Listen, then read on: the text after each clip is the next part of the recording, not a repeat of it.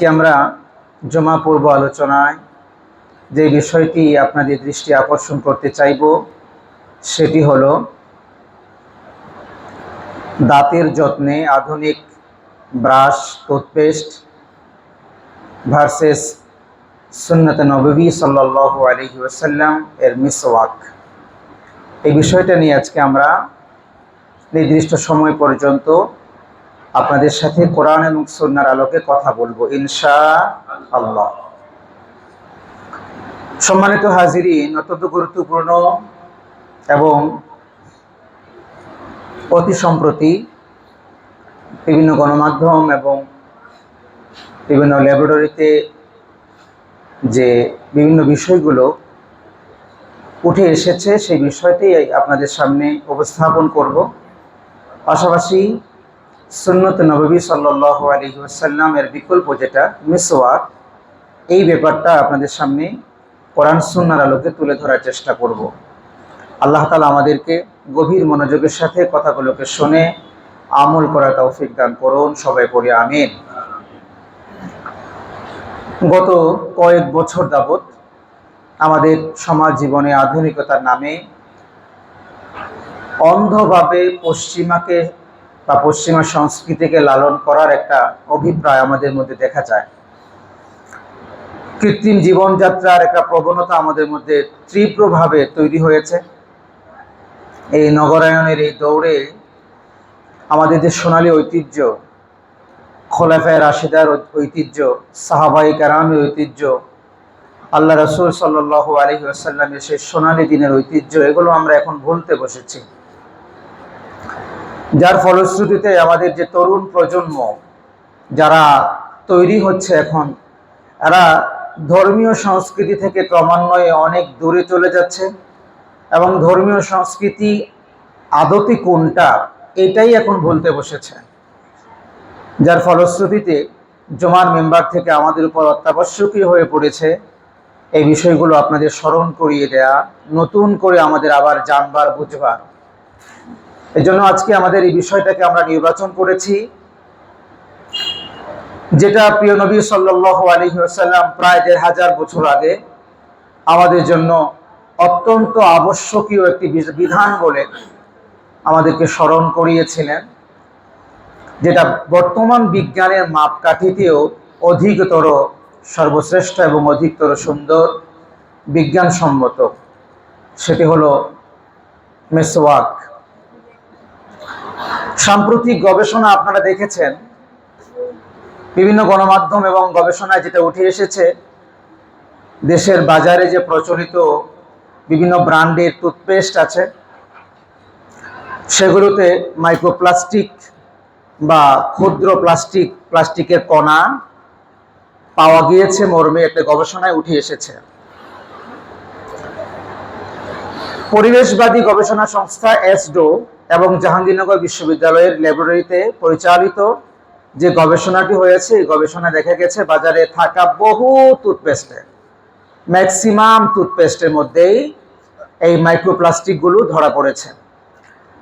আমাদের দেশের বাজারে যতগুলো তারা পরীক্ষা করেছে, প্রায় ৩৪টির মতো পরীক্ষা করেছে, ৩৪টি টুথপেস্ট পরীক্ষা করে দেখা গিয়েছে কয়েকটি হাতে গোনা মাত্র তারা বিশুদ্ধতার তালিকায় নিয়ে আসতে পেরেছে। বাকি প্রায় সবগুলোকেই তারা বলেছে যেগুলোতে মানবদেহের জন্য ক্ষতিকারক মাইক্রোপ্লাস্টিক কিংবা প্লাস্টিকের ক্ষুদ্র কণা, অতি ক্ষুদ্র কণা এখানে রয়েছে।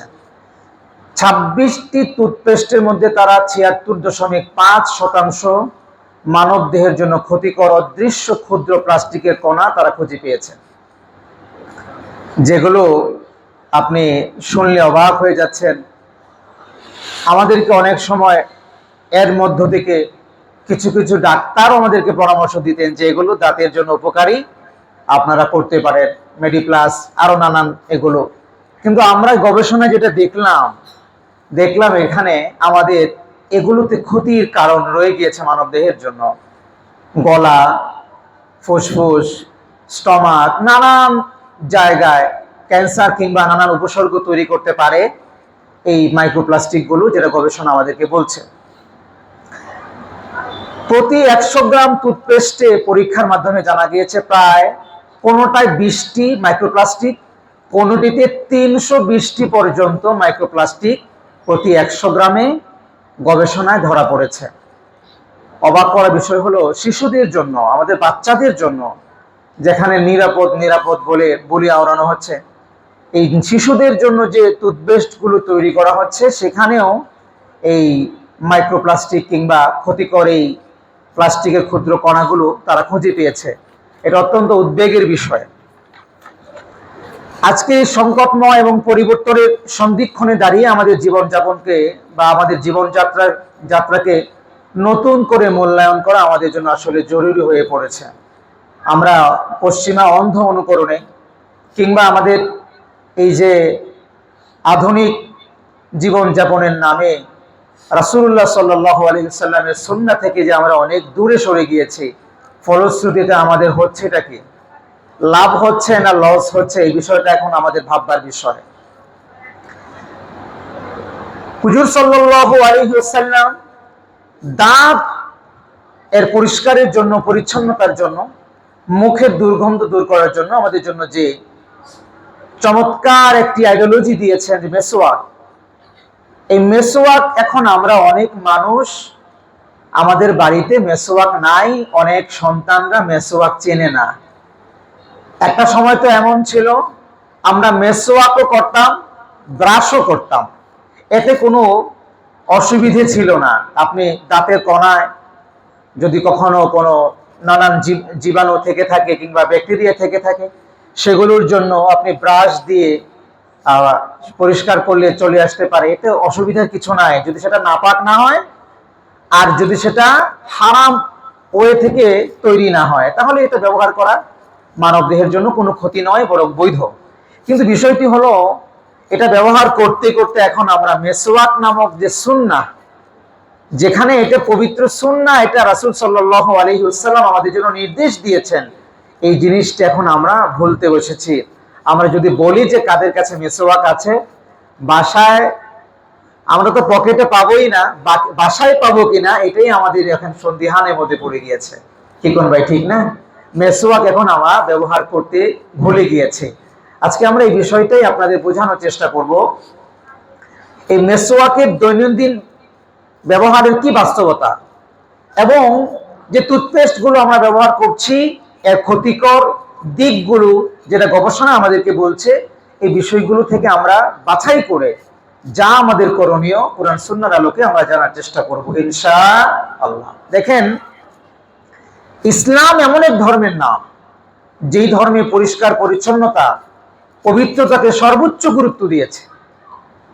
পরিষ্কার পরিচ্ছন্নতা ছাড়া আপনি কোনো ইবাদত করতে পারবেন না। পবিত্রতা ছাড়া আপনার কোনো ইবাদত আল্লাহর কাছে নেওয়া হবে না, কোনো গ্রহণযোগ্য হবে না। আপনি অপবিত্র, আপনি অপরিষ্কার, অপরিচ্ছন্ন, আল্লাহ বলেছেন তোমার ইবাদত আমার কাছে গ্রহণযোগ্য হবে না। ইবাদত করার পূর্ব সত্যই হলো আপনাকে পরিষ্কার পরিচ্ছন্ন আর পবিত্র হওয়া লাগবে। কি করবে, ঠিক না? পবিত্রতা অর্জন করা ছাড়া, অজু গোসল করা ছাড়া, আপনার ফরজ গোসল এবং ওযু করা ছাড়া, আচ্ছা বলেন তো দেখি, দুনিয়ার কোনো আহাম্মক কি এই কথা বলবে যে আপনার ইবাদত কবুল হবে? ইবাদত কবুল হওয়ার পূর্ব শর্ত হলো আপনাকে পবিত্র হওয়া লাগবে। আর পবিত্রতা আল্লাহ সুবহানাহু ওয়া তাআলা আমাদেরকে শিখিয়েছেন, রাসূলুল্লাহ সাল্লাল্লাহু আলাইহি ওয়াসাল্লাম আমাদেরকে শিখিয়েছেন কেমন করে পবিত্রতা অর্জন করতে হয়, পরিষ্কার পরিচ্ছন্ন আমাদেরকে কেমন করে হওয়া লাগে। এই পরিষ্কার পরিচ্ছন্নতা এবং পবিত্রতার একটি পার্ট হলো মুখ, অর্থাৎ দাঁত, মুখের ভেতরের অংশ, এগুলো একটা পবিত্রতা কিংবা পরিচ্ছন্নতার একটি পার্ট।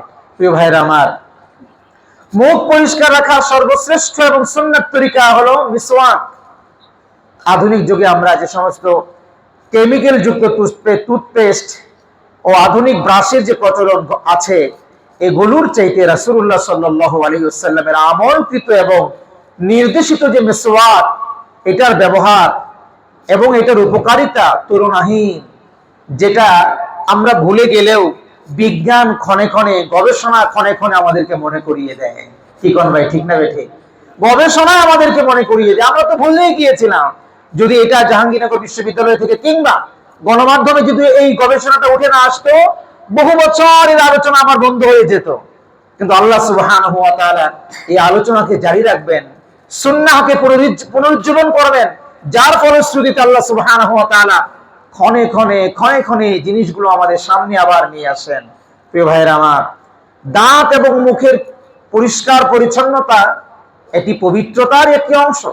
আল্লাহ সুবহানাহু ওয়া তাআলা বলছেন, যারা আল্লাহর কাছে তওবা করে এবং যারা পরিষ্কার পরিচ্ছন্ন থাকে এবং পবিত্র থাকে, রব তাদেরকে ভালোবাসেন। সুবহানাল্লাহ বলেন। আপনি সূরা আল বাকারা 222 নম্বর আয়াত যদি খুঁজেন, দেখবেন সেখানে লিখে আছে, আল্লাহ বলছেন, ইন্নাল্লাহা ইউহিব্বুত তাওয়াবিন ওয়া ইউহিব্বুল মুতাতাহহিরিন। আল্লাহ বলছেন তার কুদরতি জবান দিয়ে, আমি দুই শ্রেণীর মানুষকে ভালোবাসি। সুবহানাল্লাহ বলবেন না? আল্লাহ নিজে দুই শ্রেণীর মানুষকে ভালোবাসার ঘোষণা দিয়েছেন। ইন্নাল্লাহ, নিশ্চয়ই আল্লাহ সুবহানাহু ওয়া তাআলা, ইউহিব্বুত তাওয়াবিন, যারা তওবা করে দুনিয়ার জীবনে গুনাহ করার পরে, এই শ্রেণীকে আল্লাহ ভালোবাসেন। সুবহানাল্লাহ বলেন। আল্লাহ আমাদেরকে বেশি বেশি পরিমাণে তওবা করার তৌফিক দান করুন, পড়ি আমিন। তারপরে আল্লাহ তাআলা বলেন, আমি আরেকটা শ্রেণীকে ভালোবাসি। তারা কারা? ওয়া ইউহিব্বুল মুতাতাহহিরিন, যারা পবিত্র হয়, যারা পরিষ্কার পরিচ্ছন্নতা অবলম্বন করে। আল্লাহ বলেন, আমি এই শ্রেণীকে ভালোবাসি। সুবহানাল্লাহ বলেন। আচ্ছা, আল্লাহ যাদেরকে ভালোবাসেন তারা আল্লাহ তাআলা প্রিয় না অপ্রিয়? বলেন তো। আমরা আল্লাহর প্রিয় হতে চাই কিনা? যদি আল্লাহর প্রিয় হতে চাই, তাহলে এই আয়াত আমাদেরকে নির্দেশ করছে দুইটি কাজ আমাদের বেশি বেশি করে করা লাগবে। এক, আমরা আমাদের জানা সত্ত্বে গুনাহ হোক কিংবা না হোক, আল্লাহর কাছে আমরা ক্ষমা চাইবো। আল্লাহর কাছে আমরা কি চাইবো ভাই? ইন্নাল্লাহা ইউহিব্বুত তাওয়াবিন, আল্লাহ ভালোবাসেন তাওবাকারীকে। সুতরাং আমার গুনার জন্য আমি তওবা করব না, আমি আল্লাহর কাছে মাফ চাইবো। আমি বান্দা, তিনি রব। আমি গোলাম, তিনি মনিব। সুতরাং আমি আমার মনিবের কাছে সব সময় ক্ষমা চাইবো। কেন ক্ষমা চাইবো? আমাদের যিনি শ্রেষ্ঠতম মানুষ, আল্লাহর পরে যার মর্যাদা, সরকার দু জাহাঁ মুহাম্মদুর রাসূলুল্লাহ সাল্লাল্লাহু আলাইহি ওয়াসাল্লাম জীবনে কোনোদিন কোনো গুনাহ করেন নাই। গুনার কোনো সফটওয়্যার যার আমলের মধ্যে ইনস্টল করা ছিল না, ওই মহামানব দৈনিক কমপক্ষে 100 বার আল্লাহর কাছে তওবা করতেন। কয়বার? বলেন বলেন, কয়বার? 100 বার। সেই মহামানব, যার জীবনে মানুষকে ঠকানোর কোনো ইতিহাস নাই, যার জীবনে একবারের জন্য মিথ্যে বলার কোনো ইতিহাস নাই, যার জীবনে মানুষকে কষ্ট দেওয়ার কোনো ইতিহাস নাই, যার জীবনে আল্লাহর বন্দিগি থেকে দূরে সরে যাওয়ার কোনো ইতিহাস নাই, যার জীবনে না খোদাদ্রোহিতা আছে, না যার জীবনে যা মানুষকে কষ্ট দেওয়া আছে, যার জীবনে কোনো কিচ্ছু নাই অপরাধমূলক কাজ, তিনি দৈনিক 100 বার করে রবের কাছে ক্ষমা চাইতেন। কেন? তিনি মনিব, আর যিনি ক্ষমা চাইতেন তিনি গোলাম।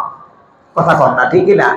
তো রাসূল সাল্লাল্লাহু আলাইহি ওয়াসাল্লাম যদি দৈনিক 100 বার করে আল্লাহর কাছে তাওবা করেন, ইস্তেগফার করেন, আমি আর আপনি কে? আমি আর আপনি কে? কে ঘোষণা দিল যে আমার কোনো গুনাহ নাই? কে ঘোষণা দিল দৈনিক আমি কোনো অপরাধ করি না? অথচ তার ব্যাপারে কথা ছিল, তার ব্যাপারে ঘোষণা দেয়া ছিল তার কোনো গুনাহ নাই, তিনি মাসুম। আহলুস সুন্নাহ ওয়াল জামাতের আকীদা হলো আল আমবিয়া ও মাসুমুন, সমস্ত নবীগণ মাসুম, তারা কোনো গুনাহ করে নাই। আল্লাহ তাআলা তাদেরকে নিরাপদ রেখেছেন। তিনি তাদের মধ্যে থেকে শ্রেষ্ঠতম নবী, সমস্ত নবীদের থেকে শ্রেষ্ঠতম নবী। সেই নবী যদি 100 বার করে আল্লাহর কাছে তাওবা ইস্তেগফার করেন, তা আমি আর আপনি, আমার আর আপনার গুনার যার কোনো অন্ত নাই। যখন থেকে, যেদিন থেকে, যেই মুহূর্ত থেকে গুনার সফটওয়্যার ইনস্টল করা হয়েছে আমাদের আমলনামায়, অর্থাৎ আমরা যেদিন থেকে বালেগ হয়েছি, যেই মুহূর্ত থেকে, আমার তো মনে হয় তখন থেকেই আমাদের আমলনামায় গুনাহ আর গুনাহই লিখতে থাকা। কারণ যে পরিমাণ বেপরোয়া হয়ে আল্লাহর দুনিয়ায় আমরা বসবাস করি। কথা কোন ভাই, ঠিক কিনা? প্রিয় ভাইয়ের আমার, এই জন্য যদি আল্লাহ তাআলার কাছে প্রিয় ভাজন হওয়া লাগে, প্রিয় পাত্র হওয়া চাই, তাহলে দুইটি কাজ আমাদের খুব বেশি করা লাগবে। নাম্বার 1, আল্লাহর কাছে সময় অসময়ে যখনই আপনার মনে চায় তখনই ইস্তেগফার তাওবা করা লাগবে। নাম্বার 1। নাম্বার 2 হলো আপনাকে মিসওয়াক, আপনাকে পরিষ্কার পরিচ্ছন্ন পবিত্রতা অর্জন করতে হবে, মিসওয়াক গ্রহণ করতে হবে। আল্লাহ আমাদের তৌফিক দান করুন, পড়ি আমিন। কিন্তু দুঃখের বিষয় হলো আমাদের এই সমাজে বসবাস করে কিছু মানুষ যাদেরকে আমাদের মধ্য থেকে এক শ্রেণী খুব সম্মান আর ইজ্জত করে, আমার নিজের জানা, এজন্য বলছে, আমরা যখন ছোটবেলায় দারুল উলুম মাদানীনগর মাদ্রাসায় পড়াশোনা করি, দারুল উলুম মাদানীনগর আপনারা চিনে থাকার কথা। ঢাকা গুলিস্তান থেকে যাত্রাবাড়ি হয়ে আপনি যখন চিটাঙ্গড়ির দিকে যাবেন, হাতের বাম পাশে সন্দীপের হযরত রহমাতুল্লাহি আলাইহি বিশাল বড় কেদারা, সন্দীপের হযরত রহমাতুল্লাহি আলাইহি বিশাল বড় এদারা, দারুল উলুম মাদানীনগর, বিশাল বড় জামিয়া, প্রায় ৬-৭ হাজার স্টুডেন্ট সেখানে পড়াশোনা করেন, বিশাল জামিয়া। সেখানে আমরা যখন পড়াশোনা করতাম, তার পাশে হয়তো কিলোমিটার দূরে একজন লোক ছিল, তিনি বছরে একবার গোসল করতেন। বছরে বলেন না ভাই, বছরে একবার গোসল করতেন, তাও গোসল করতেন হলো বড় ডেগের মধ্যে। আস্তাগফিরুল্লাহ আল-আযীম। এই ডেগের এই গোসলের পানি দিয়ে তার ভক্তবৃন্দরা তবারক পাকাতো, এটা খুব আনন্দ উল্লাস করে ভক্তি সহকারে ইজ্জত আর বরকত মনে করে সেটা খেত। নাউজুবিল্লাহ বললেন না? আল্লাহ কি বলেন আর এরা কি করে? আল্লাহ বলেন ভালোবাসেন কাদের? যারা পবিত্র, পরিষ্কার, পরিচ্ছন্ন। কথা কন না, ঠিক কিনা? আর এরা করে কি?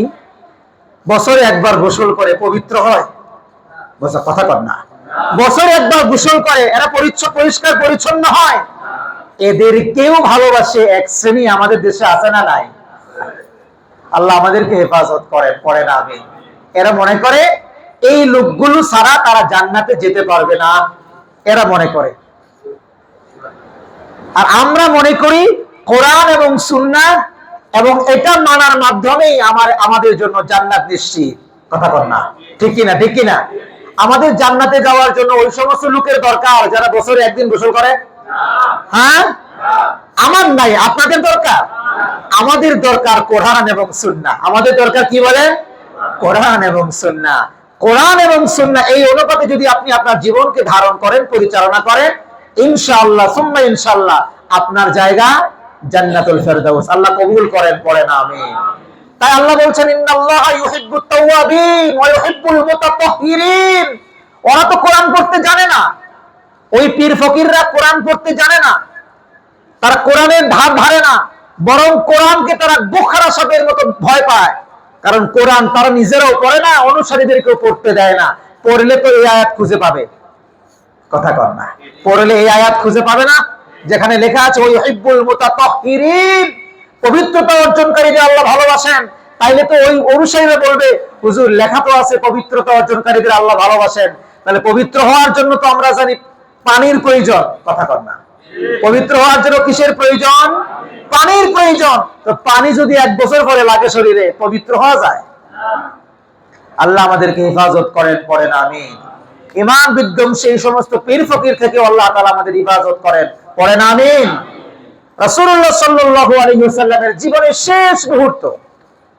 শেষ মুহূর্ত পর্যন্ত যে আমলটুকু তিনি করেছিলেন, সর্বশেষ আমল বলতে মুফাসসিরিন কিরাম, মুহাদ্দিসিন কিরাম যে আমলটাকে সবার আগে নিয়ে আসেন সেটাও হলো মিসওয়াক। সেটা কি বলেন? মিসওয়াক। হযরত আবু বকর সিদ্দিক রাদিয়াল্লাহু তাআলা সর্বশেষ আমলের মধ্যে তিনি আসছিলেন হাতে একটা মিসওয়াক। আল্লাহ নবী সাল্লাল্লাহু আলাইহি ওয়াসাল্লাম বললেন, তোমার হাতে এটা কি? বলে মিসওয়াক, আমাকে মিসওয়াকটি দাও। তিনি অর্ধেকটা ভাঙলেন, কারণ যেই মাথা দিয়া তিনি মিসওয়াক করেছেন এটা তো রাসূলকে দিতে পারেন না। কি কর, ঠিক না? এটা তো রাসূলকে দিতে পারে না, তিনি তো ভাঙলেন। তো রাসূলুল্লাহ সাল্লাল্লাহু আলাইহি ওয়াসাল্লামের অবস্থা তখন এতটা দুর্বল ছিল যে তিনি চিবিয়ে মিসওয়াক করবেন এতটা শক্তিও তার গায়ে ছিল না। আম্মা জান আয়েশা সিদ্দিকা রাদিয়াল্লাহু তাআলা আনহা তিনি চিবিয়ে নরম করে দিলেন। রাসূল আকদাস সাল্লাল্লাহু আলাইহি ওয়াসাল্লাম মিসওয়াক করলেন। আমলের নামে এটাই রাসূলের শেষ আমল। ও ভাই, চিন্তা করা যায় রাসূলের শেষ আমল এটা কত বরকতপূর্ণ এবং কত গুরুত্বপূর্ণ আমল। দেখেন সুনান তিরমিজির হাদিস, সহিহ মুসলিমের হাদিস, সহিহ বুখারীর হাদিস, সহিহ বুখারীর 88 নম্বর হাদিস, সহিহ মুসলিমের 255 নম্বর হাদিস, সুনান তিরমিজির 24 নম্বর হাদিস। হাদিসে রাসূল করিম সাল্লাল্লাহু আলাইহি ওয়াসাল্লাম বলেন, এটা আসছে হযরত হুযায়ফা রাদিয়াল্লাহু তাআলা আনহু থেকে, কানা নবী সাল্লাল্লাহু আলাইহি ওয়াসাল্লাম ইযা ক্বামা মিনাল লাইলি ইয়াশুসু ফাহু বিসওয়াক। রাসূলুল্লাহ সাল্লাল্লাহু আলাইহি ওয়াসাল্লাম যখন রাতের বেলা উঠতেন তাহাজ্জুদের নামাজ পড়ার জন্য, তখন তিনি মুখকে পরিষ্কার করতেন মেসওয়াক দ্বারা। সুবহানাল্লাহ। মেসওয়াক দ্বারা তিনি মুখকে পরিষ্কার করতেন। প্রিয় ভাই, এজন্য আমাদের সরকারে দু জাহাঁ মুহাম্মদুর রাসূলুল্লাহ সাল্লাল্লাহু আলাইহি ওয়াসাল্লামের ভালোবাসায় এই মেসওয়াকের আমল আমাদের গ্রহণ করার দরকার আছে না নাই ভাই? মেসওয়াক ব্যবহারের মাধ্যমে একদিকে যেমন মুখের দুর্গন্ধ দূর হয়, অন্যদিকে দাঁতের মাড়ি শক্ত হয়, আর সর্বশেষ যেটা অত্যন্ত গুরুত্বপূর্ণ সেটি হলো রাসূলুল্লাহ সাল্লাল্লাহু আলাইহি ওয়াসাল্লাম যে আমল করেছেন এই আমলটি আমার আমলের সাথে মিলে যায়, যার ফলশ্রুতিতে রাসূলুল্লাহর একটি গুরুত্বপূর্ণ সুন্নাহ আমার মাধ্যমে আদায় হয়ে যায়। দেখেন, এই যে মেসওয়াক, পৃথিবীর এমন কোন নবী ছিল না। আপনি যদি হাদিসের কিতাব খোলেন দেখবেন বাবুস সিওয়াক, মেসওয়াকের একটি অধ্যায় আছে, একটি পরিচ্ছেদ আছে মেসওয়াকের। এই পরিচ্ছেদে রাসূল করিম সাল্লাল্লাহু আলাইহি ওয়াসাল্লামের ভুরি ভুরি হাদিস আছে। সেখানে মুহাদ্দিসিনে কেরাম হাদিসগুলো নিয়ে এসেছেন যে ওই হাদিসের মধ্যে একটি হাদিস এটাও আছে, পৃথিবীতে আল্লাহ তাআলা যত আম্বিয়া আলাইহিস সালাম পৃথিবীতে পাঠিয়েছেন এমন একজন যায় নাই যারা মেসওয়াক করে নাই। সুবহানাল্লাহ বলেন। এই মেসওয়াক সরকারে দু জাহাঁ মুহাম্মদুর রাসূলুল্লাহ সাল্লাল্লাহু আলাইহি ওয়াসাল্লাম থেকে সর্বশেষ উপরে হযরতে নবীনা আদম আলাইহিস সালাতু ওয়াস সালাম সবাই মেসওয়াক করেছেন। মেসওয়াক করা নবীজি বলেছেন সমস্ত নবীদের সুন্নাহ। এমন একজন নবী যায় নাই যে নবী মেসওয়াক বাদ দিয়েছেন, মেসওয়াক ছেড়ে দিয়েছেন। সুবহানাল্লাহি বিহামদি। তাহলে মেসওয়াক এটা শুধুমাত্র আমাদের নবীর সুন্নাহ নয়, বরং এই পৃথিবীতে আল্লাহ যত নবী প্রেরণ করেছেন সমস্ত নবীদের সুন্নাহ হলো মেসওয়াক করা। আপনি যদি মেসওয়াক করেন তাহলে এক নবীর সুন্নাত আদায় হবে না সব নবীর সুন্নাত আদায় হবে? সব নবীর সুন্নাত আদায় হবে। প্রিয় ভাইরা আমার, দেখেন আমাদের আয়েশা সিদ্দিকা রাদিয়াল্লাহু তাআলা আনহা থেকে হাদিস, সুনানে নাসাঈর 5 নম্বর হাদিস। এই হাদিসে রাসূল করিম সাল্লাল্লাহু আলাইহি ওয়াসাল্লাম বলে, আস-সিওয়াকু মাতহারাতুন লিল ফাম মারদাতুন লির-রাব। আমাদের আয়েশা সিদ্দিকা রাদিয়াল্লাহু তাআলা আনহা বলেন, মুখ পরিষ্কার করার যে মাধ্যম আর আল্লাহর সন্তুষ্টি অর্জন করার যে মাধ্যম এটি হলো আস-সিওয়াক অর্থাৎ মেসওয়াক। সুবহানাল্লাহ বলেন। অর্থাৎ মুখ এবং আল্লাহ, মুখ এবং আল্লাহ, মুখকে পরিষ্কার এবং আল্লাহর সন্তুষ্টি অর্জন করা মাঝখানে যে মাধ্যম এটি হলো কি বলো? মেসওয়াক করা। আমরা যদি আল্লাহর সন্তুষ্টি অর্জন করতে চাই তাহলে আমাদের দৈনন্দিন জীবনে আমাদের কাছে একটি মেসওয়াক থাকার কোনো বিকল্প নাই। আল্লাহ আমাদেরকে আমল করার তৌফিক দেখ, বলেন আমিন। মেসওয়াকের এত গুরুত্ব, এত গুরুত্ব, আল্লাহ নবী সাল্লাল্লাহু আলাইহি ওয়াসাল্লাম এমন দিন জাননি কিংবা এমন কোন ওযু যায়নি কিংবা আল্লাহ রাসূল সাল্লাল্লাহু আলাইহি ওয়াসাল্লামের অনেক আমল থেকে এরকমটিও পাওয়া যায় নামাজের আগেও তিনি কি করতেন? মেসওয়াক করতেন। যারা আপনারা হজ উমরায় গিয়েছেন দেখেছেন না, অনেক সেখানকার মানুষেরা নামাজ ইকামা শুরু হওয়ার আগে তারা কি করতেছেন? মেসওয়াক করতেছেন। আপনাদের দৃষ্টিগোচর হয়েছে কিনা, দেখেছেন কিনা? দেখেছেন। যদিও এটাকে, এই হাদিসকে আমরা ওযুর সাথে নিয়ে নিয়েছি, এই হাদিসকে আমরা ওযুর সাথে, নামাজের আগে মানে ওযুর সাথেও চলে যায়, সেই হিসেবে ওযুর সাথে নিয়ে নিয়েছি। কিন্তু এটারও অবকাশ আছে, নামাজের আগেও যদি কেউ মেসওয়াক করে বা পরিষ্কার মেসওয়াক দিয়ে দাঁত পরিষ্কার করে, এতে কোনো অসুবিধা নেই, বরং এটা সুন্নাহ আদায় হয়ে যাবে ইনশাআল্লাহ। প্রিয় ভাইরা আমার, দেখেন এত গুরুত্বপূর্ণ হাদিস, এত গুরুত্বপূর্ণ আমল, তারপরেও সহিহ বুখারীতে আসছে 887 নম্বর হাদিস। এখানে আল্লাহ নবী সাল্লাল্লাহু আলাইহি ওয়াসাল্লাম বলেন, লাউলা আনা শাকালা উম্মতি আও আলান নাস লা আমারতুহুম বিসওয়াক মা কুল্লি সালাতিন। যদি আমার উম্মতের উপর এটা কষ্টবোধ না হতো কিংবা মানুষের কাছে এটা কষ্টে রূপান্তরিত না হয়ে যেত, তাহলে প্রতি নামাজের আগে আমি আমার উম্মতকে মানুষকে নির্দেশ প্রদান করতাম তারা যেন মেসওয়াক করে। সুবহানাল্লাহ, কতটা গুরুত্বপূর্ণ এই আমল, যে আমলের ব্যাপারে রাসূলুল্লাহ সাল্লাল্লাহু আলাইহি সাল্লাম বলছেন, আমি যদি এটা নির্দেশ দিতাম যে ওয়াজিব হয়ে যেত কিংবা ফরজ হয়ে যেত, আমার কোন উম্মত কিংবা মানুষেরা যদি এটা ছেড়ে দিত গুনাহগার হয়ে যেত, আমি আমার উম্মতকে শুধুমাত্র গুনাহ থেকে বাঁচানোর জন্য এই নির্দেশ প্রদান করি নাই। সুবহানাল্লাহ বলবেন না? আমি আমার উম্মতকে কেবলমাত্র গুনাহ থেকে বাঁচানোর জন্য নির্দেশ প্রদান করি নাই, কিন্তু আমার মন চেয়েছে, আমি আমার উম্মতকে নির্দেশ দেই তারা যেন প্রতি নামাজের আগে মিসওয়াক করে, প্রতি নামাজের আগে মিসওয়াক করে। রাসূলুল্লাহ সাল্লাল্লাহু আলাইহি ওয়াসাল্লামের হাদিস, সহিহ বুখারীর হাদিস 887 নম্বর হাদিস, আপনি হাদিস খুলে দেখেন, এবং সহিহ মুসলিমের 252 নম্বর হাদিস, সুনানে তিরমিজির 22 নম্বর হাদিস, একই হাদিস। রাসূলুল্লাহ সাল্লাল্লাহু আলাইহি লা আমারতুহুম বিসওয়াক মা কুল্লি সালাতিন, আমি আমার প্রত্যেক উম্মতকে নির্দেশ প্রদান করতাম তারা যেন প্রত্যেক নামাজের আগে মিসওয়াক করে। আল্লাহ তাআলা আমাদেরকে আমল করার তৌফিক দেখ, বলেন আমিন। প্রিয় ভাইরা আমার, এই যে পরিষ্কার পরিচ্ছন্নতা, ইসলাম এই ব্যাপারে এত গুরুত্বপূর্ণ, এত গুরুত্ব দিয়েছে, সর্বাধিক পরিচ্ছন্নতার উপর সর্বাধিক গুরুত্ব ইসলাম আমাদেরকে দিয়েছে। আপনি অন্যান্য যেই জায়গায় যাবেন, যেখানেই যাবেন, যে কোনো ধর্মে কিংবা যে কোনো মতাদর্শে আপনি খোঁজ নেবেন, দেখবেন যে আমাদের অপবিত্র কিংবা আমাদের ফিতরাতের সাথে যায় না এমন জিনিস দিয়ে ওই সমস্ত মতাদর্শের লোকেরা পবিত্রতা অর্জন করে। যেমন আমরা যদি বলি, কোনো প্রাণীর বিষ্ঠা কিংবা কোনো প্রাণীর যে লেদ বা লেদা, এগুলো আমাদের ফিতরাতের সাথে কিংবা স্বভাবের সাথে যায় না, কি কোন ঠিক না?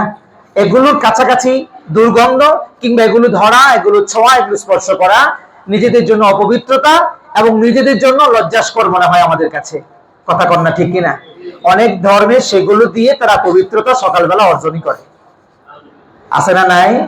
ধর্মের নাম বলার দরকার নাই, আপনি শুধু জানেন যে এটা আছে না নাই ভাই? আছে। সেগুলো দিয়ে তারা প্রথম প্রহর সকালটাই তারা শুরু করে ঘর লেপার মধ্য দিয়ে, কিংবা ঘরের যে উঠোন আছে এটা লেপার মধ্য দিয়ে, সেই জিনিস দিয়ে, কিংবা ঘরের যে পীড়া আছে এই পীড়া লেপার মধ্য দিয়ে পবিত্রতা অর্জন করে তারা। অথচ এগুলো ইসলাম ধর্মে শুধু ধর্ম হিসেবে নয়, আমরা যে মানুষ হিসাবে আমাদের যে একটা ফিতরাত স্বভাব, এই স্বভাবই আমাদের এটা যায় না, কথা কোন ঠিক কিনা? ইসলাম একটা চমৎকার একটা ধর্মের নাম, ইসলাম তো স্বভাবজাত ধর্মের নাম। এই জন্যই তো বলা হয়েছে যে ইসলাম ধর্মে সর্বোচ্চ ভাবে অন্য সকল ধর্ম থেকে আপনি যদি খোঁজেন, সকল ধর্ম থেকে সর্বোচ্চ পবিত্রতা, সর্বোচ্চ আপনার পরিষ্কার পরিচ্ছন্নতার কথা ইসলাম ধর্মে বলা আছে। যত কারণে ইসলাম সবচেয়ে ভালো ধর্ম, সবচেয়ে উৎকৃষ্ট ধর্ম, এবং আল্লাহ ইসলামকে একমাত্র ধর্ম হিসেবে বাছাই করেছেন, এটার মধ্যে এটাও একটা, যে এই জন্যই যে ইসলাম ধর্মে সর্বাধিক পবিত্রতার কথা বলা আছে। আল্লাহ আমাদেরকে সেই ধর্মের অনুসারী বানিয়েছেন বলে আমরা খুশি না বেজার? যদি খুশি হন তাহলে একবার সুবহানাল্লাহ বলেন, আর একটু আওয়াজে বলেন সুবহানাল্লাহ। আমরা কার পবিত্রতা ঘোষণা দিলাম? আল্লাহর পবিত্রতা। যে আল্লাহ আমাদেরকে পবিত্র করবার জন্য, পবিত্রতা হাসিল করবার জন্য একটা সুন্দর চমৎকার ধর্মে আমাদেরকে দিয়ে দিয়েছেন, সেই আল্লাহর পবিত্রতা ঘোষণা করছি সুবহানাল্লাহ। প্রিয় ভাইরা আমার, দেখেন আধুনিক চিকিৎসা বিজ্ঞান ও প্রযুক্তি মুখ ও দাঁতের যত্নে নতুন নতুন মাধ্যম, যেমন টুথব্রাশ কিংবা ফ্লোরাইড যুক্ত টুথপেস্ট আবিষ্কার করছে। ইসলাম বলছে যদি সেই টুথব্রাশ কিংবা এই ফ্লোরাইড যুক্ত টুথপেস্ট যদি এগুলোতে ক্ষতিকারক মানব দেহের জন্য কোনো কিছু না থাকে, আই রিপিট, যদি ক্ষতিকারক কোনো কিছু না থাকে এবং হালাল মাধ্যম থেকে তৈরি হয়ে আসে, মানব দেহের জন্য ক্ষতি না হয়, তাহলে এগুলো ব্যবহার করা মানুষের জন্য বৈধ। এগুলো ব্যবহার করা মানব জাতির জন্য কি বলেন? বৈধ। অবৈধ হলো তখন যেগুলো মানব দেহের জন্য ক্ষতিকর হয় এবং নাপাক ওয়ে থেকে এগুলো তৈরি হয়ে আসে। এগুলো আপনাকে বুঝতে হবে। ইসলামের মূলনীতি হলো এটা। সূরা আরাফ 32 নম্বর আয়াত, সূরা আরাফ 32 নম্বর আয়াত যদি আপনি খুঁজেন, গভীরভাবে গবেষণা করেন কিংবা কোরআন সুন্নাহর আলোকে গবেষণাগুলো দেখেন, তাহলে সেখানে আপনি দেখবেন আল্লাহ তাআলা বলেছেন, কুল মান হাররামা জিনাতাল্লাহি আল্লাতী আখরাজা লিইবাদিহি ওয়াত-তাইয়্যিবাত মিনার রিজক। আল্লাহ বলছেন, ওগো নবী মুহাম্মদ সাল্লাল্লাহু আলাইহি ওয়াসাল্লাম, আপনি বলুন আল্লাহর সেই শোভা ও সৌন্দর্যকে এবং উপজীবিকা হিসেবে দেওয়া পবিত্র বস্তুগুলোকে কে হারাম করেছে, যা তিনি তার বান্দার জন্য সৃষ্টি করেছেন। এই আয়াতের মাধ্যমে আল্লাহ তাআলা আমাদেরকে বুঝাইতে চাইলেন, পৃথিবীতে প্রায় সবকিছুই হলো হালাল। পৃথিবীতে প্রায় সবকিছুই হলো, কি বলেন, হালাল, ম্যাক্সিমাম হালাল। হালালের ব্যাপারে আল্লাহ তাআলা কোট করে দেন না, এটা হালাল, এটা হালাল, এটা হালাল। কথা কি বোঝা যাচ্ছে ভাই? কথা কি বোঝা যাচ্ছে? হালাল যেগুলো, এই ব্যাপারে আল্লাহ তাআলা এমনি বলে দেন না এটা হালাল, এটা হালাল। রুই মাছ হালাল, কাতল মাছ হালাল, বোয়াল মাছ হালাল, এইগুলো আল্লাহ তাআলা নাম ধরে ধরে বলেননি। আল্লাহ শুধু এই সামগ্রিক বিষয়গুলো থেকে যেগুলো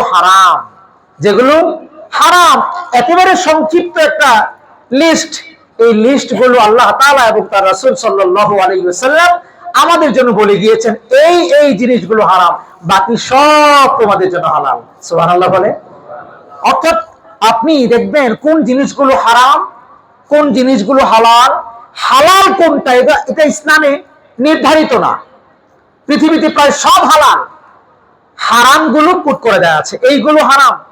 মদ তুমি পান করবে না, সব পানীয় হালাল।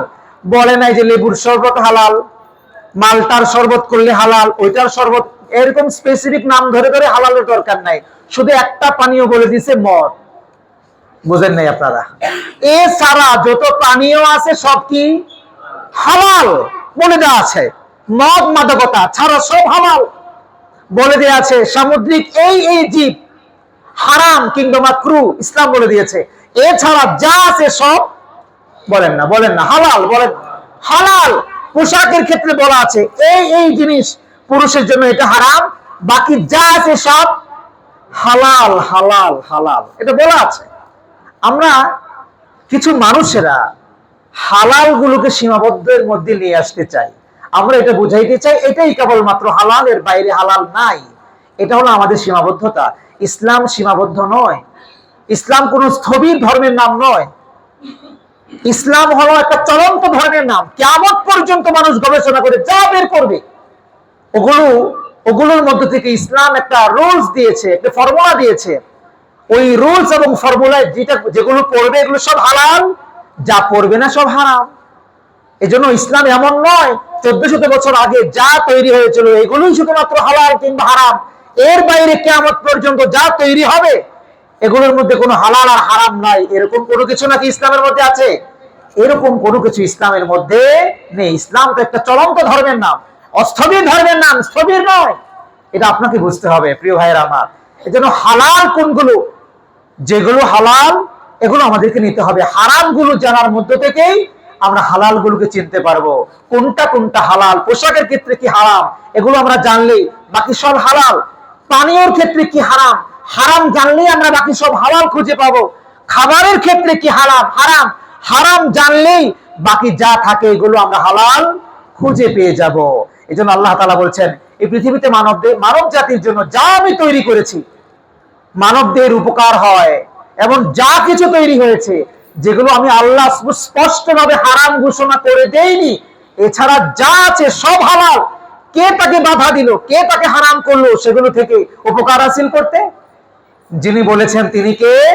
আল্লাহ বলেছেন। প্রিয় ভাইরা আমার, এই জন্য এই যে দাঁত পরিষ্কার করার ক্ষেত্রে, টুথপেস্ট ব্যবহারের ক্ষেত্রে আমাদের নীতিমালা হলো, গবেষণায় যেগুলো উঠে আসছে, যেগুলো মানব দেহের জন্য ক্ষতি, এগুলো আমরা ব্যবহার করব না। এগুলো আমরা কি করব না? ব্যবহার করব না। এখান থেকে আমরা আরেকটা জিনিস বুঝতে পারি, সেটি কি? মানব দেহের জন্য ক্ষতি প্রমাণিত হয় এমন সকল জিনিস মানুষের জন্য কমপক্ষে হারাম না হলেও মাকরুহ, হারাম না হলেও কমপক্ষে মাকরুহ। কমপক্ষে কি বলেন? মাকরুহ। কেন? কারণ আল্লাহ বলেছেন, তুমি নিজেকে স্বেচ্ছায় মৃত্যুর দিকে ঠেলে দিও না। তুমি এমন কোনো কাজ করো না যে কাজ করলে বিজ্ঞান বলছে কিংবা গবেষণা বলছে এবং রাসূলুল্লাহ সাল্লাল্লাহু আলাইহি ওয়াসাল্লামের নির্দেশনাও সেই মোতাবেক আছে, কোরআনের ডিরেক্টলি কিংবা ইনডিরেক্টলি নির্দেশনা আছে, তুমি সেই কাজ করলে পরে নিজেকে মৃত্যুর দিকে ঠেলে দিবে, এমন কাজ আমরা যারা করি, আমরা মূলত স্বেচ্ছায় নিজেকে মৃত্যুর দিকে ঠেলে দেই। এটা যদি বিজ্ঞান যদি আমাদেরকে নিষেধ করে, সেই কাজ করা থেকে বিরত থাকা, এটাই ইসলামের শিক্ষা। এটাই কি বলেন? ইসলামের শিক্ষা। আমি যদি আপনাকে একটা উদাহরণ দেই, ফর এক্সাম্পল, ধূমপান। ধূমপান এটা প্যাকেটের গায়ে লেখা আছে, এটার ক্ষতি কি কি ক্ষতি, এক এক প্যাকেটের গায়ে এক এক রকম করে এক এক ভাষায় লেখা আছে। এটা যে ক্ষতি, এটা বিজ্ঞান প্রমাণ করেছে, এটা প্রমাণিত। সুতরাং এই ব্যাপারে ইসলাম কি বলে? ইসলামের নির্দেশনা হলো, যখন মানব দেহের জন্য ক্ষতি প্রমাণিত হবে কোনো জিনিস, এটা কোরআনের সে আয়াতের সাথে মিলে যাবে। তুমি নিজেকে স্বেচ্ছায় ধীরে ধীরে মৃত্যুর দিকে ঠেলে দিও না এমন কাজ করে। অতএব আমি ধূমপান করে, ধূমপানের মাধ্যমে নিজেকে মৃত্যুর দিকে ঠেলে দিচ্ছি, এটাও ইসলামের সেই আয়াতের সেই গণ্ডির ভেতরে পড়ে যায়, যেটাকে আল্লাহ রাসূল আমাদের জন্য নিষেধ করেছেন। এটা একটা উদাহরণ দিয়ে আপনাকে বুঝালাম। ঠিক প্রায় সব রকম যেগুলোতে খারাপ ক্ষতিকর দিক আছে, এগুলো আমাদেরকে অ্যাভয়েড করে চলতে হবে। আমরা যেহেতু আজকে আলোচনা করছি টুথপেস্ট, ব্রাশ, ক্ষতিকর বিষয়গুলো নিয়ে, যেগুলো সম্প্রতি জাহাঙ্গীরনগর বিশ্ববিদ্যালয় থেকে এবং এই গবেষণা সংস্থা থেকে উঠে এসেছে, যে 26টি টুথপেস্টের কথা যেগুলোতে ক্ষতিকর মাইক্রোপ্লাস্টিক পাওয়া গিয়েছে, সেগুলো থেকে আমরা বিরত থাকবো ইনশাআল্লাহ। আমরা ব্যবহার করব মেসওয়াক, হ্যাঁ, ক্ষতিকর নয় মানব দেহের জন্য, সেরকম টুথপেস্ট, সেরকম টুথব্রাশ, এগুলো দিয়ে আমরা ব্রাশ করতে পারি, এটা আমাদের কোনো অসুবিধে হবে না। পরিষ্কার করার যে সুন্নাহ, এটাও আদায় হয়ে যাবে ইনশাআল্লাহ।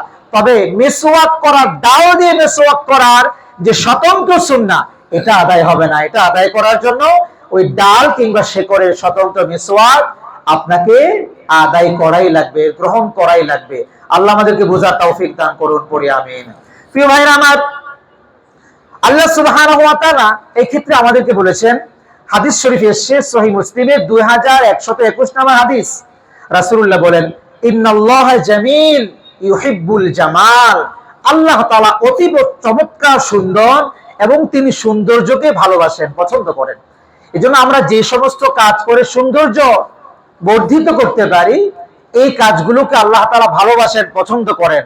হাদিস সহিহ মুসলিমের 2121 নম্বর হাদিস, আল্লাহ নবী বলেছেন, আমরা যেন সুন্দরভাবে নিজের জীবনকে যাপন করতে শিখি। আমরা আমাদের পোশাক পরিচ্ছদ, আমাদের চেহারা, আমাদের লেবাস, আমাদের চলাফেরা, এগুলো যেন সুন্দর হয়। কেন? আল্লাহ তাআলা ইন্নাল্লাহা জামিল, আল্লাহ তাআলা সুন্দর, আর তিনি কি করেন?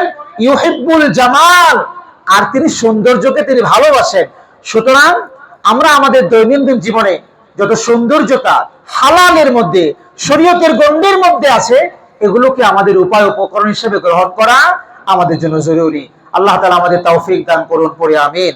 প্রিয় ভাইরা আমার, দেখেন পরিচ্ছন্নতার ক্ষেত্রে আল্লাহ রাসূল সাল্লাল্লাহু আলাইহি ওয়াসাল্লাম, আবু দাউদের 3333 নম্বর হাদিস, এই হাদিসে আল্লাহ নবী সাল্লাল্লাহু আলাইহি ওয়াসাল্লাম আমাদের জন্য বলেছেন, মা আনহারান দামা ওয়া যুকিরা ইসমুল্লাহি আলাইহি ফাকুল, অর্থাৎ যা দ্বারা রক্ত প্রবাহিত করা হয় এবং তাতে আল্লাহর নাম নেওয়া হয়, তা তোমরা খাও। হালাল বস্তু ব্যবহারের ক্ষেত্রে মূলনীতি হলো পবিত্রতা এবং উপযোগিতা। কোন প্রাণী আপনি খাবেন, সেই ক্ষেত্রে সেই প্রাণীটার উৎস কি হালাল কিনা, এবং সেটি আপনার রুচিতে যদি ধরে, উপযোগী হয় আপনার খাবারে, এগুলো খাইতে ইসলাম নিষেধ করে না। হ্যাঁ, এমন অনেক জিনিস থাকতে পারে যেগুলো আপনার রুচিতে আসে না, কিন্তু হালাল, রুচিতে আসে না, হালাল, এটা খাওয়ার ব্যাপারে আপনি বাধ্য নন। যেমন রাসূলুল্লাহ সাল্লাল্লাহু আলাইহি ওয়াসাল্লাম বিখ্যাত হাদিস, দব এই প্রাণীটা হলো এক ধরনের গুই সাপের মতো, যেটা আমাদের দেশে, আরব দেশে প্রায়ই এটা খাওয়া হয়। গুই সাপের মতো দেখতে, কেউ কেউ এটার বাংলা নাম দিয়েছে সান্ডা, এই টাইপের কিছু একটা। তো এইটা আরব দেশে খাবারের প্রচলন আছে, গুই সাপের মতো দেখতে। আরব দেশে এক সাহাবী আল্লাহ রাসূল সাল্লাল্লাহু আলাইহি ওয়াসাল্লামের কাছে এটা গোনা করে নিয়ে গিয়েছে, ইয়া রাসূলুল্লাহ, দব নিয়ে আসছি। রাসূলুল্লাহ সাল্লাল্লাহু আলাইহি ওয়াসাল্লাম বলেন, এটা হালাল, কিন্তু আমার রুচিতে ধরে না। আল্লাহ নবী কি বলেছেন? এটি হালাল, তোমার রুচিতে ধরলে তুমি খাও, কিন্তু আমার রুচিতে ধরে না। এটা হলো রুচির বিষয়। আপনি বাধ্য নন, রুচিতে না আসলে প্রত্যেক হালাল জিনিসই খাওয়া আপনি কি নন, বাধ্য নন। এটা হলো একটি মূলনীতি। প্রিয় ভাইয়ের আমার, আমি যেটা বলছি টুথপেস্টের ব্যাপারে, দেখেন মুখের যত্ন এবং আধুনিক যে ব্রাশ, এটার যে কার্যকারিতা বিজ্ঞান যদি বলে এবং এটা যদি স্বতঃসিদ্ধ হয়, যে বিষয়গুলোর সাথে সম্পৃক্ত হয়, তাহলে এটা আমরা গ্রহণ করতে পারি। ইসলাম এই ব্যাপারে আমাদেরকে কোনো বিধি নিষেধ করে না। ইসলাম আমাদেরকে যেটি বলে এটা হলো এটার যে জায়গা থেকে ব্রাশ এসছে, ব্রাশের যে যে দানাগুলো, এই দানাগুলো যদি হারাম কোনো কিছু দিয়ে তৈরি করা না হয় এবং মানব দেহের জন্য কিংবা দাঁতের জন্য ক্ষতিকারক না হয়, তাহলে এটা ব্যবহার করা যাবে। এক, আর পেস্টের ব্যাপারে যে কথা আছে এটা হলো ইসলাম বলেছে এটা যদি হারাম উপকরণ থেকে তৈরি হয়ে না আসে এবং মানব দেহের জন্য পেটে গেলে পেটের কিংবা নানান যে দেহের নানান পার্টসের যদি ক্ষতি না হয়, তাহলে সেগুলো আপনি ব্যবহার করতে পারবেন, এতে কোনো অসুবিধা নাই। এটা ইসলাম আপনাদেরকে আমাদের জন্য জায়েজ রেখেছে। তবে আপনাদের জন্য আমাদের বিশেষ নির্দেশনা হলো আমরা যেন দৈনিক অজুতে কমপক্ষে মেসওয়াক ব্যবহার করি। আমরা যেন দৈনিক অজুতে কি ব্যবহার করি ভাই? মেসওয়াক ব্যবহার করি। আপনি যদি ব্রাশ টুথপেস্ট ব্যবহার করতে চান কোনো অসুবিধা নাই, কিন্তু ব্যবহার করতে পারেন। মেসওয়াক আমরা ব্যবহার করব শুধুমাত্র পবিত্রতা অর্জনের জন্যই নয়, পবিত্রতাও অর্জন হবে, দাঁতের মাড়ির উপকারিতাও আসবে, মুখের দুর্গন্ধ দূর হবে, এবং সবচেয়ে বড় হলো রাসূলুল্লাহ সাল্লাল্লাহু আলাইহি ওয়াসাল্লামের একটি সুন্নাহ আমার দ্বারা পালন হলো, এবং এই সুন্নাতি পালনের মধ্য দিয়ে আমি আমার রাসূলুল্লাহকে ভালোবাসতে শিখলাম। কথা কোন ঠিক কিনা ভাই? আর আল্লাহ রাসূল কি বলেছেন? মান আহাব্বা সুন্নতি ফাকাদ আহাব্বানি ওয়া মান আহাব্বানি কানা মাই ফিল জান্নাহ। যে ব্যক্তি আমাকে ভালোবাসলো আমার সুন্নতের মধ্য দিয়ে, আমার সুন্নতকে ভালোবাসার মধ্য দিয়ে আমাকে ভালোবাসলো, ওই ভালোবাসাকারী উম্মতের জায়গা হবে কোথায়? একেবারে আমার সাথে। সুবহানাল্লাহ বলেন। আমি যেই জান্নাতে থাকবো, আমি জান্নাতে যেখানে থাকবো, আমার সেই উম্মত যারা আমাকে ভালোবেসেছে আমার সুন্নাহর মধ্য দিয়ে, আমি সেই উম্মতকে আমার পাশে নিয়েই থাকবো। সুবহানাল্লাহ বলেন। আমরা যদি আল্লাহর নবীর পাশাপাশি জান্নাতে থাকতে চাই, তাহলে আমাদেরকে আল্লাহর নবীর সুন্নাহগুলোকে ভালোবাসার দরকার আছে না নাই ভাই? দেখেন 2000 বছর আগে আল্লাহর নবী সাল্লাল্লাহু আলাইহি ওয়াসাল্লাম যেই মিসওয়াকের নির্দেশনাগুলো দিয়ে গিয়েছে, আধুনিক ডেন্টাল সায়েন্স বিজ্ঞান আমাদেরকে সেই ব্যাপারে বলছে যে এগুলোর নানান উপকারিতা রয়েছে। বিশেষ করে যদি আমি কয়েকটা গাছের নাম বলি, যেমন পিলু গাছ, পিলু গাছের শিকড়, জাইতুনের ডাল, নিম গাছের ডাল, এবং বিশেষ করে আরাক গাছ, এই আরাক গাছের শিকড় কিংবা ডাল, এগুলোর যে মিসওয়াক, এটার ক্ষেত্রে আধুনিক যে কোনো কেমিক্যাল যুক্ত যে পেস্ট আছে এগুলোর চাইতে অনেক তুলনাহীন উপকারিতা আল্লাহর নবী সাল্লাল্লাহু আলাইহি ওয়াসাল্লামের নির্দেশিত মেসওয়াকের মধ্যে রয়েছে। এজন্য আমরা এই মেসওয়াকগুলো নেওয়ার চেষ্টা করব। আমাদের প্রায় দোকানগুলোতে মেসওয়াকগুলো পাওয়া যায়, নিমের ডাল পাওয়া যায় কিংবা পিলু গাছের ডাল পাওয়া যায়, হ্যাঁ, তারপরে আপনার আরাক গাছের ডাল হয়তো পাওয়া যেতে পারে, জাইতুনের ডাল পাওয়া যায়, অনেক দোকানে পাওয়া যেতে পারে, কাকরাইলে মসজিদের সামনে রাস্তায় অনেক জায়গা কিংবা ভালো ভালো দোকানেও এগুলো পাওয়া যেতে পারে। আমরা সেখান থেকে সেগুলো সংগ্রহ করব, সংগ্রহ করে এটা একটু পকেটে রাখবো। মেসওয়াকের ক্ষেত্রে প্রথম আপনি যে নির্দেশনাটি মানবেন এটা হলো আপনার কনিষ্ঠ আঙ্গুল। খেয়াল করুন, কনিষ্ঠ আঙ্গুল এর চেয়ে এই পরিমাণ মোটা হওয়া লাগবে, এর চেয়ে চিকন হলে সুন্নাহ আদায় হচ্ছে না। সুন্নাহ আদায় হওয়ার জন্য কমপক্ষে কনিষ্ঠ আঙ্গুল, আপনার হাতের কনিষ্ঠ আঙ্গুল পরিমাণ চিকন, এবং আমরা এই যে আরবদের পরিমাপ হলো এরকম 1 বিঘত, আমরা 1 বিঘত দিয়ে হলো এই বৃদ্ধাঙ্গুলি এবং মধ্যমা আঙ্গুলি দিয়ে, আর আরবরা 1 বিঘত দিয়ে হলো এইভাবে শাহাদাত আঙ্গুলি আর হলো বৃদ্ধাঙ্গুলি দিয়ে। শাহাদাত আঙ্গুলি এবং বৃদ্ধাঙ্গুলি দিয়ে আপনি শুরু করবেন, এতটুকু পরিমাণ বড় হলেই এনাফ। এটা দিয়ে আপনি শুরু করবেন, তারপর আস্তে আস্তে মেসওয়াক করতে করতে ছোট হবে, এটাই স্বাভাবিক। কিন্তু এই পরিমাণ ছোট যেন না হয়, যেই পরিমাণ ছোট হলে ধরাও যায় না, ভেতরে দিয়ে মেসওয়াকও করা যায় না, তখন এটা শেষ করে ফেলবেন আর একটি নতুন গ্রহণ করবেন। এটা হলো নির্দেশনা। প্রিয় ভাইয়েরা আমার, এইভাবে আমরা মেসওয়াকটা নিব এবং মেসওয়াকটা গ্রহণ করার চেষ্টা করব। দেখেন বুখারী শরীফের একটা হাদিস এসেছে 4440 নম্বর হাদিস, যে হাদিসের কিছুটা মর্ম আমরা একটু আগে বলে এসেছি। আল্লাহ নবী সাল্লাল্লাহু আলাইহি ওয়াসাল্লামের ব্যাপারে হাদিস, কারণ নবী সাল্লাল্লাহু আলাইহি ওয়াসাল্লাম ইয়াস্তাকু আনা হামিলুহু আও ওয়াদিআতুহু আলা সাদরি। আমাদের আয়েশা সিদ্দিকা রাদিয়াল্লাহু তাআলা আনহা বলেন, রাসূলুল্লাহ সাল্লাল্লাহু আলাইহি ওয়াসাল্লাম এমন অবস্থায় মেসওয়াক করতেন, মেসওয়াক করেছেন, তখন তিনি অতিশয় দুর্বল থেকে আমার কোলে শুয়ে আছেন এবং আমার বুকে হেলান দিয়ে, তিনি হেলান দিয়ে দিয়ে মেসওয়াক করতেন। তিনি একাকী বসে থাকতে পারতেন না, একাকী তিনি বসতে পারতেন না, এতটা দুর্বল, এতটা জরাজীর্ণ, এতটা শারীরিক শক্তি অক্ষম তিনি ছিলেন। একদম শেষ অন্তিম মুহূর্তে এতটা শক্তিহীন তিনি ছিলেন, তারপরেও এই মেসওয়াকের আমল তিনি ভুলেন নাই। সবচেয়ে বড় কথা হলো প্রিয় ভাই, আপনি যখন নামাজে দাঁড়াবেন, আপনার মুখ থেকে যখন দুর্গন্ধ আসবে, একটু আপনি খেয়াল করেন তো, নামাজে আপনি আল্লাহর সাথে কথা বলেন, কার সাথে কথা বলেন? একটু জোরে করে বলেন, কার সাথে কথা বলেন? এইবার একটু এতটুকু খেয়াল রাখেন, নামাজে আপনি আল্লাহর সাথে কথা বলেন, আর আপনার মুখে হলো পেঁয়াজের দুর্গন্ধ, আপনার মুখে হলো রসুনের দুর্গন্ধ, আপনার মুখে হলো মোলার দুর্গন্ধ, আপনার মুখে হলো বিড়ির দুর্গন্ধ, আপনার মুখে হলো জর্দার দুর্গন্ধ, আপনার মুখে হলো এমন কিছু খেয়েছেন যেটা দুর্গন্ধযুক্ত আপনার মুখ। এই মুখ নিয়ে আপনি আল্লাহর সাথে কথা বলবেন, এটা আপনি চিন্তা করেন কেমন করে? আমরা এটা ভাবি কেমন করে যে আমি দুর্গন্ধযুক্ত একটা মুখ দিয়ে আল্লাহর সাথে কথা বলবো? অথচ হাদিসে আসছে, বান্দা যখন নামাজে দাঁড়িয়ে আল্লাহর সাথে কথা বলে, যখন সে কোরআন পাকের তেলাওয়াত করে, একজন ফেরেশতাকে আল্লাহ তাআলা নিযুক্ত করে দেয় ওই নামাজি ব্যক্তির জন্য। প্রথমে সে তার পেছনে দাঁড়ায়, পরে তার মুখের সাথে মুখ লাগায় এবং এমন ভাবে ঠোঁটের সাথে মুখের সাথে লাগায়, ওই বান্দা তার মুখ দিয়ে যে কোরআনে কারীমের তেলাওয়াত গুলো করে, তার তেলাওয়াত গুলো ওই ফেরেশতার পেটের ভিতরে চলে যায়। সুবহানাল্লাহ। প্রিয় ভাই, একজন ফেরেশতা আপনার মুখের সাথে মুখ লাগাচ্ছে, তিনি আপনার তেলাওয়াতকৃত আয়াতগুলো তার পেটে ঢোকাচ্ছে, আর আপনার মুখ থেকে দুর্গন্ধ আসছে। উনি থাকবেন? দুর্গন্ধ থাকলে ফেরেশতা থাকে? কথা কন না ভাইয়া, থাকে? থাকে না তো। আল্লাহর সাথে আপনি কথা বলছেন, আল্লাহ আপনার সাথে কথা বলবেন? আপনি কি একবার চিন্তা করেন? আপনি মুখে দুর্গন্ধ নিয়ে যে নামাজে আসলেন, অথচ এই ব্যাপারে ধমকি এসছে, যার মুখে দুর্গন্ধ, রাসূল আকরাম সাল্লাল্লাহু আলাইহি ওয়াসাল্লাম বলেছে, সে যদি তার মুখ পরিষ্কার না করে, সে যেন মসজিদে না আসে, সে যেন ঘরেই বসে থাকে। মুখ পরিষ্কার না করে সে যেন মসজিদে না আসে। রাসূলের ধমকি। এর অর্থ এই নয় যে আপনি ঘরে বসে থাকবেন, অর্থ হলো দুর্গন্ধযুক্ত খাবারই আপনি খাবেন না, যদি কোনো কারণে খেয়ে ফেলেন মুখ পরিষ্কার করে তারপরে মসজিদে আসবেন, এটা হলো তার অর্থ। আল্লাহ তাআলা আমাদেরকে প্রতি নামাজের আগে যখন আমরা ওযু করব, ওযুতে মিসওয়াক করে মুখকে পরিষ্কার করে আল্লাহ তাআলার সাথে কথা বলার তৌফিক দান করুন, পড়ি আমিন।